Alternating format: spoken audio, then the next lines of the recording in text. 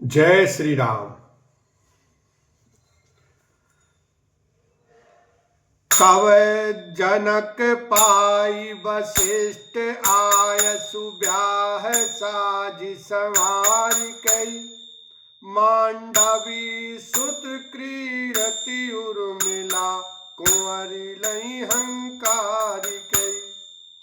कुश केतु कन्या प्रथम जो गुणशील सुख शोभामयी।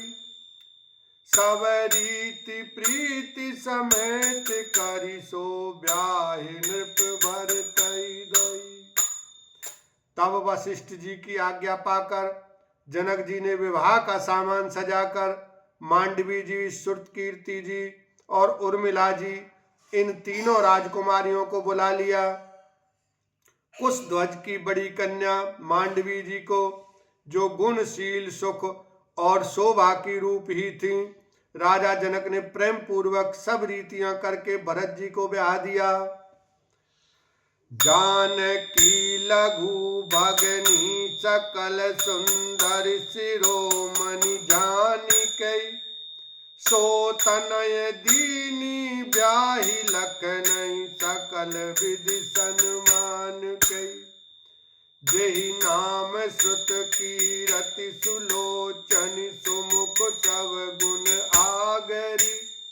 सो दई रिपुसूदनहि भूपति रूपशील उजागरी। जानकी जी की छोटी बहन उर्मिला जी को सब सुंदरियों में शिरोमणि जानकर उस कन्या को सब प्रकार से सम्मान करके लक्ष्मण जी को ब्याह दिया। और जिनका नाम श्रुतकीर्ति है और जो सुंदर नेत्रों वाली, सुंदर मुख वाली, सब गुणों की खान और रूप तथा शील में उजागर हैं, उनको राजा ने शत्रुघ्न को ब्याह दिया। अनुरूप बर दुल्हन परस पर लखि सकुच ही हर सही। सब मुदित सुंदरता सराहि सुमन सुरगन बरसहि। सुंदरी में सुंदर भयन सह सब एक मंडप राजहि।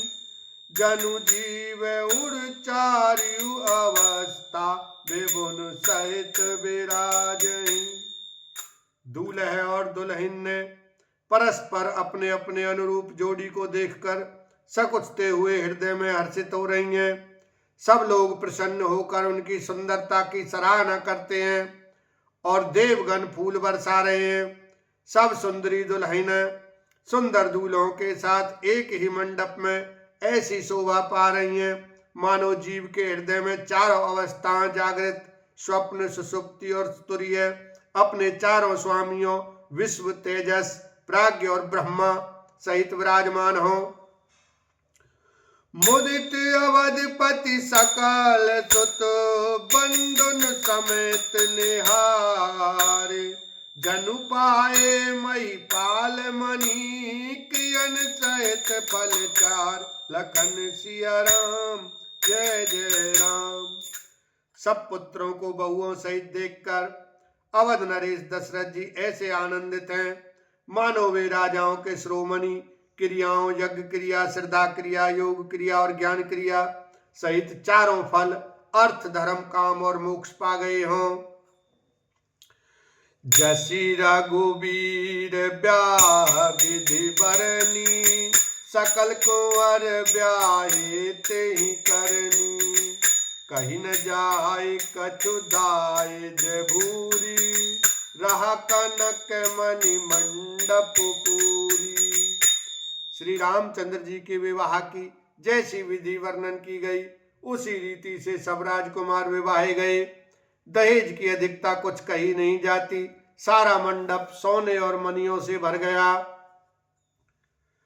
कम्बल बसन विचित्र पटोरे। भांति भांति बहुमोल न थोरे। गजरत तुरग दास अरुदासी। धेनु अलंकृत काम दुहासी।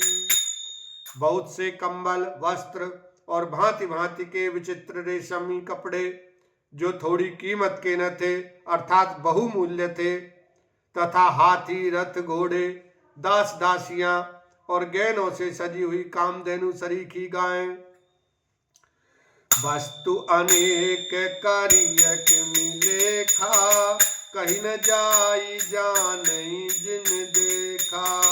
लोकपाल अवलोक सिहाने, लीन अवधपति सब सुख माने। आदि अनेकों वस्तुएं हैं जिनकी गिनती कैसे की जाए, उनका वर्णन नहीं किया जा सकता। जिन्होंने देखा है वही जानते हैं। उन्हें देखकर लोकपाल भी सिहा गए। अवधराज दशरथ जी ने सुख मानकर प्रसन्न चित्त से सब कुछ ग्रहण किया।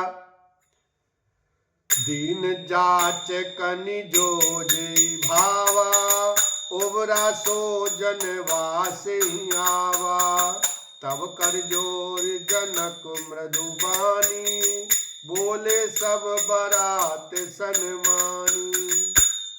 उन्होंने वह दहेज का सामान याचकों को जो जिसे अच्छा लगा दे दिया। जो बच रहा वह जनवासी में चला आया। तब जनक जी हाथ जोड़कर सारी बारात का सम्मान करते हुए कोमल वाणी से बोले, सन्मानी सकल बारात आदर दान विनय बढ़ाई के। प्रमुदित महामुनि वृंद बंदे, पूज प्रेम लड़ाई के। सिरुनाई देव मनाई सब सन, कहत कर संपुट किए।